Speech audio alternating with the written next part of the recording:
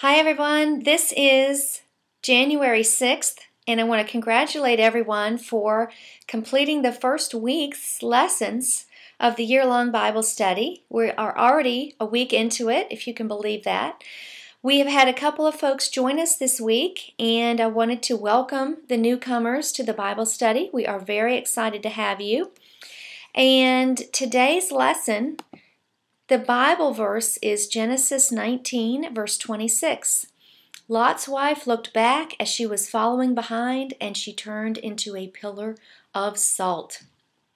So here we see Abraham as an ordinary man, very ordinary. A couple lessons ago, he had put his wife in a very compromising position, did he not? Pretending that she was his sister for Pharaoh, in front of Pharaoh.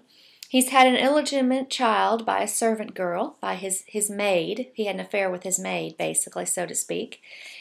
But yet we see Abraham as a man who's not so ordinary. Here he is pleading, he's interceding, acting as an intercessor for the sinful, wicked people in the cities of Sodom and Gomorrah. We're also introduced to this man called Lot, and Lot was the nephew of Abraham. And he was an elder at the city. It says that he sat at the city gate, and I've given you a picture on the website of a city gate. And basically the elders would go there, and that's where they would conduct business. So they would also communicate. We like to think of it as that was the internet of the day. That's where people would get their information, find out their news, communicate with other people, and basically conduct business. So if he was sitting at the city gate and as an elder, then he was a person of importance and prominence in this city. He was probably a believer in God, but certainly a man who compromised for the sake of the culture. Isn't it awful that he was willing to sell his daughters to that terrible mob to make peace with them? Oh, that's terrible. So Lot was saved in the end, but barely. And isn't it interesting? God tells him to flee to the mountains. Remember that? And he says, no, I can't go there. I won't make it. But he ends up here after Sodom and Gomorrah is destroyed. Look at Genesis 19, verse 30. And where is he? It says, after Lot left Zoar because he was afraid of the people, he went to live in a cave where? In the mountains. When God tells us to go somewhere, he's going to make sure we get there. So I thought that was interesting. How did you like the mob in the street? Oh, what a scary sight. I mean, they're violent and angry. They're filled with lust, murder. They're basically a people desperately trying to continue in their own sin.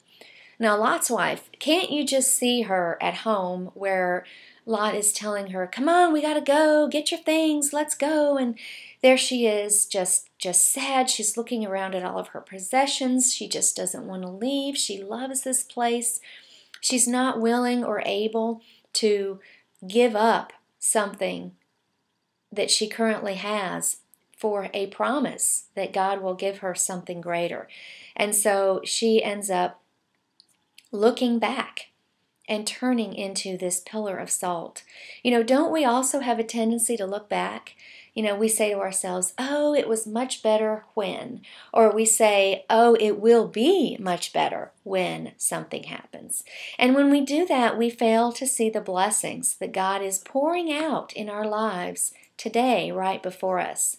Her looking back was more than a longing. It was really a rejection of God. She wanted to cling to the culture, to cling to sin. It's interesting that Jesus in the New Testament refers to this passage in Genesis twice. And in Luke 17:32, he actually says, he's speaking to the unbelieving generation, and he says to them, remember Lot's wife? And then in Luke also it says, when Christ returns, people should not look back as she did. If an unbeliever craves the best of this world, he will lose both the world, which will pass away, and life in the next world, life everlasting.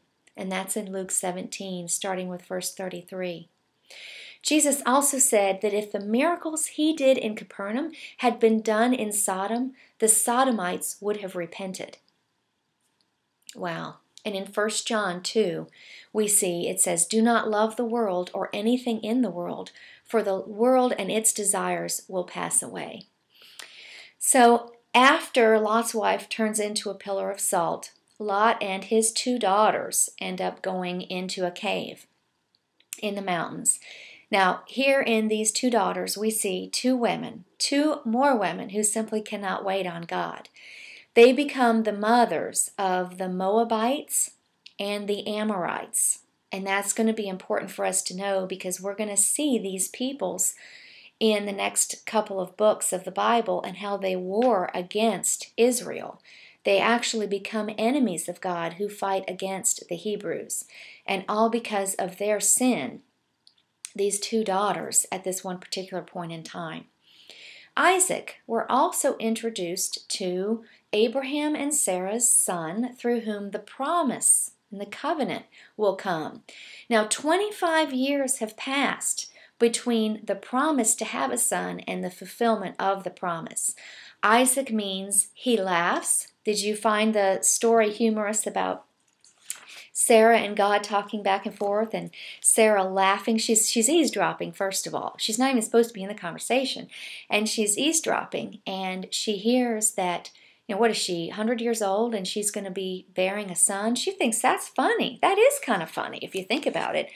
And I love it. This passage reminds me of my sister-in-law Jenna as she talks to Kaylin, her daughter Kaylin, who is my niece. I can totally see this interchange back and forth, where Sarah says, Sarah was afraid, so she denied laughing.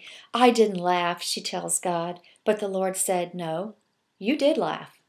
I can hear Jenna saying that to Kaylin, "No, you did, whatever it was." And don't we do that with God, though? As children of God, doesn't He sometimes just need to correct us? And we sometimes think that we can just tell God, no, we didn't do it, but God sees all. So despite Sarah's intervention with Hagar, as she sent Hagar in to Abraham, we see here through Isaac that God's promise is fulfilled. I guess she's 99 years old, and this miracle is that she's having this baby. And the promise, the realization is that God can do anything. God did it then, and He can still do anything in our lives. Isaac becomes the father of Jacob, who fathers the 12 tribes of Israel and births this great nation. So in this lesson, who can you most relate to? Is it Lot, who compromises godliness for the sake of the culture? Is it the mob bent on seeking their own pleasure for the sake, at the expense of others? Maybe it's Lot's wife, who just loves materialism. She loves her things more than she loves others. Or maybe you can associate and relate more to Abraham. Abraham, who in this story intercedes for the life of others who don't deserve it. So if I were to ask you, what is your chief ambition in life? What is your main focus in how you're spending your time? Would you say it's the accumulation of things? Is it building up of your wealth? Is it to acquire recognition and prestige? Or maybe it's to love and serve the Lord with all your heart right where you are. Like Lot's wife, there will come a time where we must choose between the things of this world or the things of Christ.